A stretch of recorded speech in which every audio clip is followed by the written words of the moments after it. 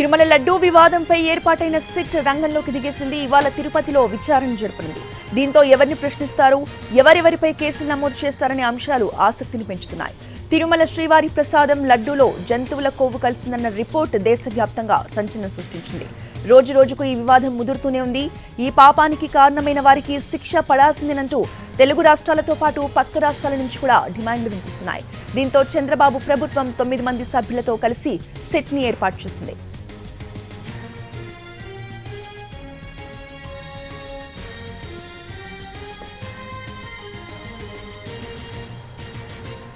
DIG Sarvashreshtha Tripathi lead చేస్తున్న ఈ team రంగంలోకి దిగింది. వాటి నుంచి పూర్తి స్థాయిలో విచారణ జరపనుంది.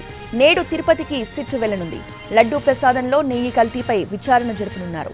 డీఐజీ సర్వశ్రేష్ఠ త్రిపాఠి సహా తిరుపతికి సిట్ బృందం చేరుకుంటుంది. టీటీడీ ఈవోను కలిసి కేసుకు సంబంధించిన డీటెయిల్స్ తీసుకునున్నారు. తొలుత ఏఆర్ డైరీపై నమోదైన కేసుకు సంబంధించి విచారణ జరపనున్నారు.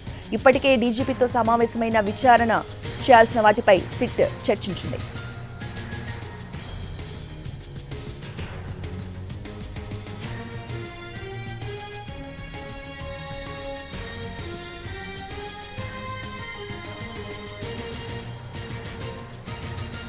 గత ప్రభుత్వం హయాంలో తిరుమలకు నెయ్యిని ఎక్కడెక్కడి నుంచి కొనుగోలు చేశారు, టెండర్లు ఎవరెవరికి ఇచ్చారు, ఆ కంపెనీల లావాదేవీలేంటి, దీని వెనక ఎవరు కీలక పాత్ర పోషించారు లాంటి అంశాలపై సిట్ ఫోకస్ చేయనుంది.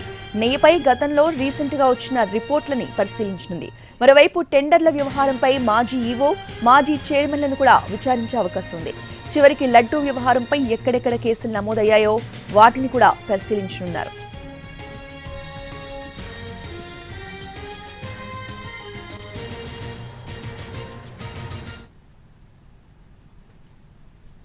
అయితే సిట్ తో ఎలాంటి న్యాయం జరగదని జగన్ అన్నారు. రాజకీయ లబ్ధి కోసమే చంద్రబాబు ఇలా చేస్తున్నారంటూ ఆయన విమర్శించారు.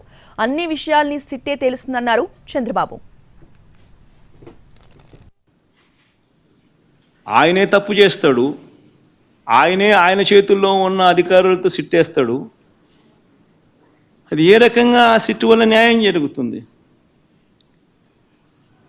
కంటికి కనపడతా ఉన్న సత్యాలు ఇవన్నీ కూడా, తప్పు చేసినాడని కనిపిస్తూ ఉన్న సత్యాలు కూడా, ఇవన్నీ నేను చెప్పినటువన్నీ కూడా వాళ్ళ ఈవో ఇచ్చిన స్టేట్మెంట్లు కానీ, వాళ్ళ ఈవో ఇచ్చిన వాళ్ళ రిపోర్టు కానీ, ఇవన్నీ ఏంటివి? కళ్ళ ఎదుటే కనిపిస్తూ ఉన్న సాక్ష్యాలు. ఎందుకంటే సిట్ ఏంది, ఇంకోటి ఏంది, మన్నేంది? కంటికి కనపడడం లేదా? చంద్రబాబు నాయుడు అబద్ధం అన్నట్టు, చంద్రబాబు నాయుడు అన్యాయం చేసినట్టు. చంద్రబాబు నాయుడుకి ఇప్పుడు జరగాల్సింది ఏమిటి అని అంటే, ఇలాంటి ఘోరమైన తప్పులు చేయకుండా తిట్టుబడాలి. మతాన్ని, దేవుడిని రాజకీయాల్లోకి తీసుకొని రాకూడదు అన్న బుద్ధి జ్ఞానం చంద్రబాబు నాయుడుకు పడాలి. అది సుప్రీంకోర్టుల దగ్గర నుంచి పడాలి, ప్రధానమంత్రుల దగ్గర నుంచి పడాలి.